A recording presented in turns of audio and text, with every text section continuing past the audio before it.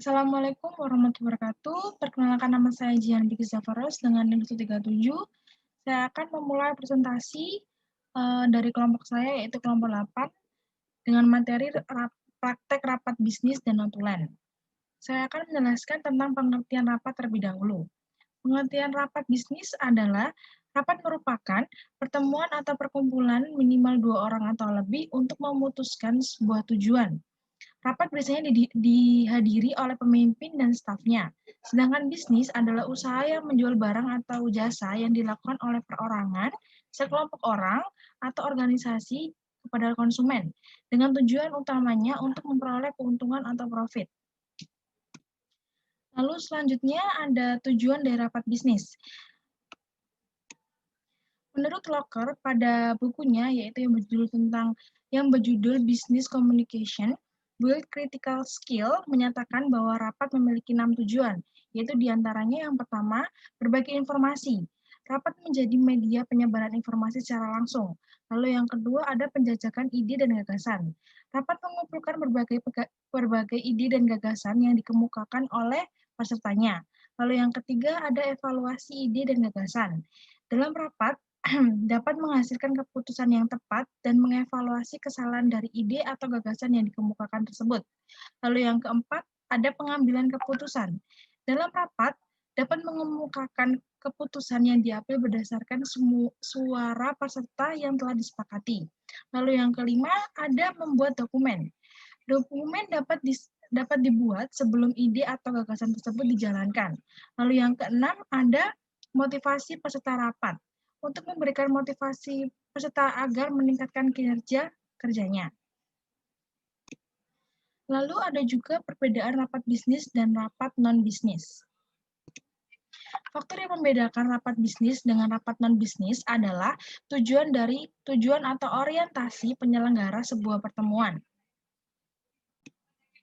Tentu saja rapat bisnis ini bertujuan untuk atau berorientasi pada bisnis, sedangkan rapat non-bisnis berorientasi bukan pada bisnis. Misalnya seperti tujuan sosial kemasyarakatan, seperti juga peningkatan pelayanan kesehatan dan pendidikan. Lalu selanjutnya ada sebuah pengertian dari Stribel dalam bukunya yang berjudul The Man Eager Guide to Effective Meetings. Dalam rapat bisnis dapat dibedakan menjadi 3, yaitu yang pertama ada rapat informasional, lalu yang kedua ada rapat motivasional, lalu yang ketiga ada rapat partisipatif. Yang pertama tadi ada rapat informasional. Rapat informasional diadakan oleh 2 orang atau lebih untuk menyampaikan informasi tertentu kepada para peserta rapat. Informasi ini disampaikan secara jelas, ringkas, menarik, dan tidak bertele-tele. Dalam menyampaikan informasi ini, dapat berupa informasi umum yang bersifat rutin dan informasi yang bersifat strategik. Lalu yang kedua ada rapat motivasional. Rapat motivasional ini diadakan oleh 2 orang atau lebih untuk memotivasi peserta rapatnya. Lalu yang ketiga ada rapat partisipatif. Rapat partisipatif diadakan oleh 2 orang atau lebih untuk meningkatkan tingkat partisipasi dalam rapat. Diperlukan kemampuan mendengarkan dengan baik agar dapat memahami cara berpikir orang lain serta menghargai ide, gagasan, ataupun pandangan peserta rapat lainnya. Terima kasih, selanjutnya akan dilanjutkan. Terima kasih atas kesempatannya. Nama saya Tatia dengan NIM 298. Nah, di sini saya akan menjelaskan tentang jenis-jenis dari rapat bisnis, yaitu yang pertama ada berdasarkan tujuan. Nah, berdasarkan tujuan ini ada 3, ada rapat penjelasan, rapat pemecah masalah, dan rapat perundingan. Nah, rapat penjelasan ini adalah rapat yang diselenggarakan untuk tujuan menyampaikan penjelasan kepada para peserta rapat dari pimpinan. Lalu yang kedua ada rapat pemecah masalah. Nah, ini diselenggarakan untuk menemukan masalah tentang suatu masalah yang sedang terjadi atau yang sedang dihadapi. Lalu yang ketiga itu rapat perundingan. Rapat perundingan ini rapat yang diselenggarakan dengan tujuan menghindari timbulnya suatu perselisihan, mencari jalan tengah agar tidak merugikan kedua belah pihak. Lalu ada berdasarkan sifat. Nah, berdasarkan sifat ini ada 4, yaitu yang pertama rapat formal. Rapat formal ini adalah rapat yang dilaksanakan dengan suatu perencanaan terlebih dahulu sesuai dengan aturan yang berlaku dan semua peserta wajib memperoleh undangan. Lalu yang kedua ada rapat informal. Rapat informal ini adalah rapat yang dilaksanakan secara tidak resmi dan tidak berdasarkan suatu rencana yang bersifat resmi. Lalu yang ketiga ada rapat terbuka. Rapat terbuka ini adalah rapat yang dapat dihindari oleh seluruh anggota organisasi. Materi rapat yang dibahas merupakan masalah yang tidak bersifat rahasia. Lalu yang terakhir ada rapat tertutup. Rapat tertutup adalah rapat yang diselenggarakan untuk kalangan tertentu dalam suatu organisasi. Biasanya yang dibahas adalah hal-hal yang menyangkut masalah yang sifatnya rahasia atau belum boleh diketahui oleh umum. Lalu selanjutnya jenis-jenis rapat bisnis berdasarkan jangka waktu dan berdasarkan nama. Nah, berdasarkan jangka waktu yaitu ada rapat mingguan, rapat bulanan, rapat semester, dan rapat tahunan. Nah, rapat mingguan ini adalah rapat yang diselenggarakan secara rutin setiap minggu guna membahas masalah-masalah yang bersifat biasa yang dihadapi oleh setiap seksi atau subseksi. Lalu yang kedua ada rapat bulanan. Nah, rapat ini diselenggarakan setiap bulan dengan rutin guna membahas masalah-masalah yang bersifat biasanya yang dihadapi oleh setiap seksi atau subseksi juga. Lalu yang ketiga ada rapat semester. Rapat semester ini diselenggarakan setiap 6 bulan sekali guna mengadakan evaluasi hasil kerja selama setengah tahun dan mencari serta menentukan rencana-rencana selanjutnya untuk waktu 6 bulan berikutnya. Lalu yang terakhir ada rapat tahunan. Rapat tahunan adalah rapat yang diadakan sekali setahun yang bertujuan untuk mengevaluasi pelaksanaan dan hasil dari rencana jangka pendek dan jangka panjang. Lalu ada berdasarkan nama. Nah, berdasarkan nama ini ada 3, yaitu rapat kerja, rapat dinas, dan musyawarah kerja. Nah, yang pertama, rapat kerja adalah rapat atau pertemuan para karyawan pimpinan guna membahas hal-hal yang berhubungan dengan pelaksanaan tugas suatu instansi. Lalu yang kedua ada rapat dinas. Rapat dinas ini adalah rapat yang membicarakan masalah kedinasan atau pekerja atau biasanya dilakukan oleh orang-orang yang bertugas di instansi pemerintahan itu sendiri. Lalu yang ketiga ada musyawarah kerja. Musyawarah kerja ini merupakan kata lain dari rapat kerja. Ya, segitu. Terima kasih. Selanjutnya akan dilanjutkan oleh rekan saya. Terima kasih atas kesempatannya. Nama saya Laurencia Atmaja dengan NIM 2018-2100619. Di sini saya akan melanjutkan presentasi dari rekan saya yang menjelaskan mengenai jenis rapat bisnis menurut Oliver Serat. Yang pertama ada pengarahan atau briefing. Rapat ini merupakan pengarahan yang diberikan oleh atasan. Lalu yang kedua ada rapat konsultasi. Rapat konsultasi ini berbagi sharing informasi antar beberapa pihak. Lalu yang ketiga ada rapat komite, yaitu suatu bentuk kelompok yang memiliki latar belakang profesi yang berbeda, lalu memutuskan suatu masalah tertentu berdasarkan suara terbanyak. Lalu yang keempat ada rapat dewan, yaitu suatu bentuk pertemuan kelompok yang memiliki latar belakang minat yang berbeda, yang memutuskan suatu masalah tertentu berdasarkan suara terbanyak. Lalu yang terakhir ada negosiasi. Negosiasi ini diharapkan dapat mencapai titik temu atau kesepakatan yang mana dapat menghasilkan keuntungan bagi kedua belah pihak. Baik, yang selanjutnya mengenai bagaimana cara merancangkan rapat bisnis. Rapat bisnis ini perlu dirancangkan dengan sebaik mungkin agar pada hari H rapat bisnis dimulai dapat berjalan dengan baik dan menghasilkan sesuatu yang baik. Jadi menurut para ahli terdapat 6 kategori menyusun atau desain menyusun suatu rapat bisnis. Yang pertama, mencantumkan tanggal, waktu dimulai, waktu selesai. Yang kedua, mencantumkan rumusan tujuan atau maksud rapat. Yang ketiga, mencantumkan siapa saja yang hadir dalam rapat. Yang keempat, menyusun daftar topik yang akan dibahas. Kelima, membuat alokasi waktu untuk setiap topik yang dibahas. Lalu yang keenam, menyiapkan bahan-bahan bagi peserta yang harus diisi sebelum rapat dimulai. Jadi bahan-bahan bagi peserta ini harus sudah diselesaikan atau sudah dibagi selambat-lambatnya 1 minggu sebelum rapat dimulai. Terima kasih, sekian presentasi dari saya, selanjutnya akan dilanjutkan oleh rekan saya.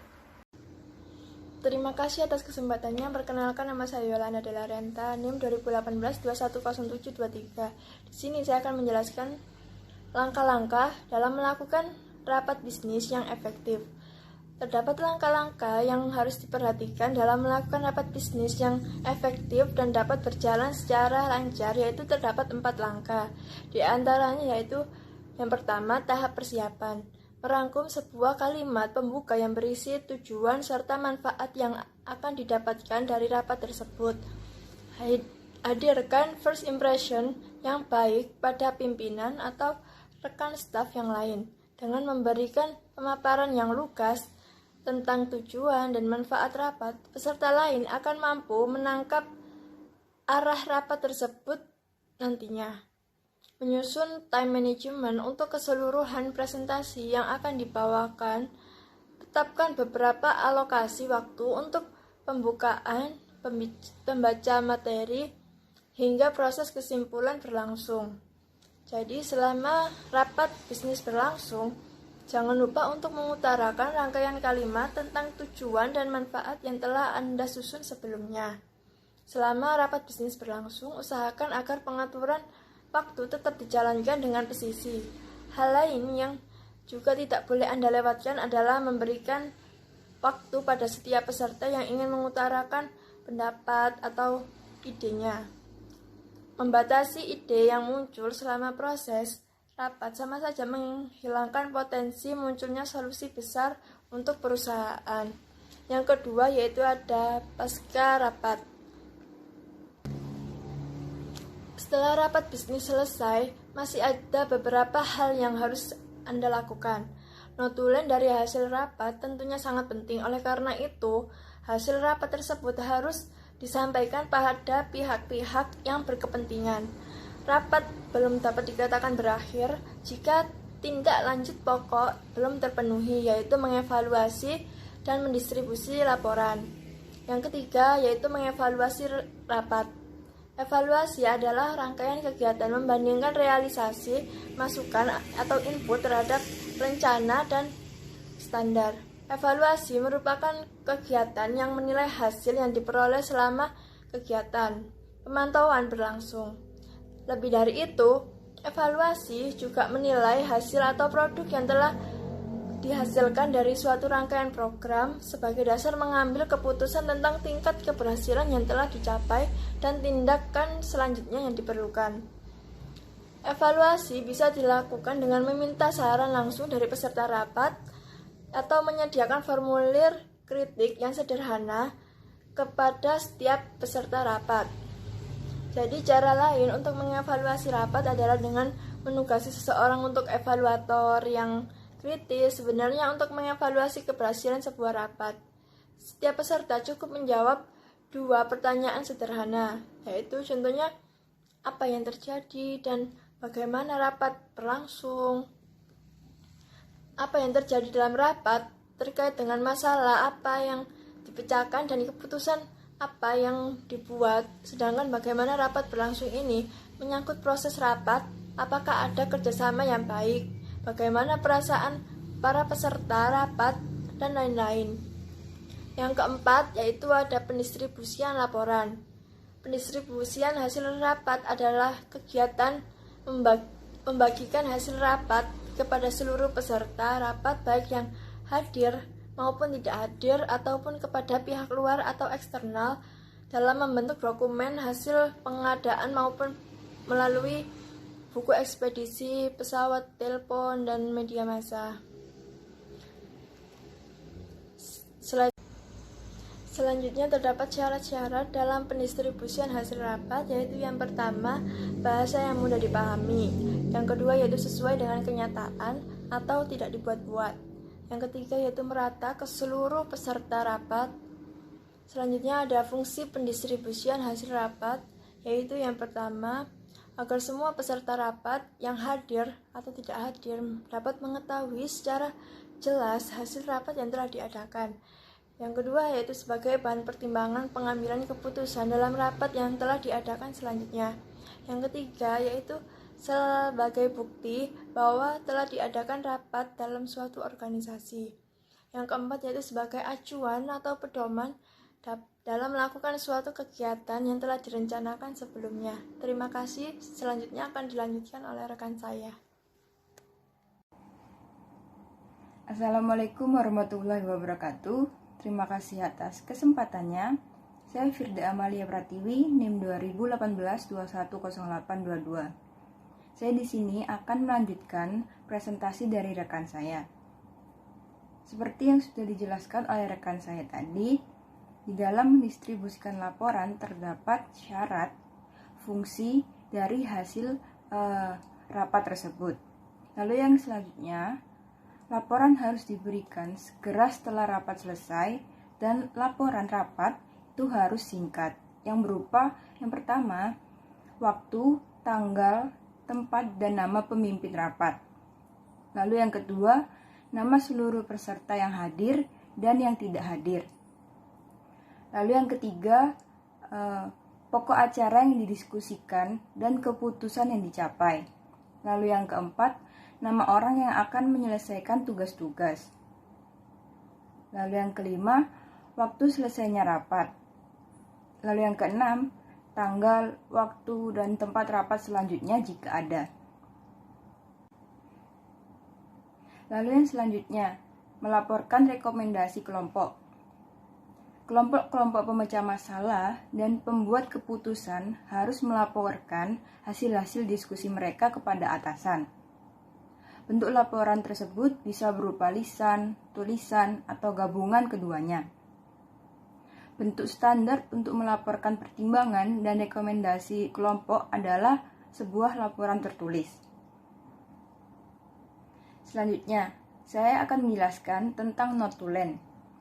Notulen itu sebuah catatan tentang perjalanan suatu kegiatan, baik itu rapat, seminar, diskusi, ataupun sidang yang dimulai dari awal hingga akhir acara yang ditulis oleh seorang notulis. Dan nantinya catatan tersebut akan dilaporkan oleh ketua kegiatan dan akan dipertanggungjawabkan suatu saat pada seluruh anggota atau peserta acara tersebut. Lalu, fungsi notulen.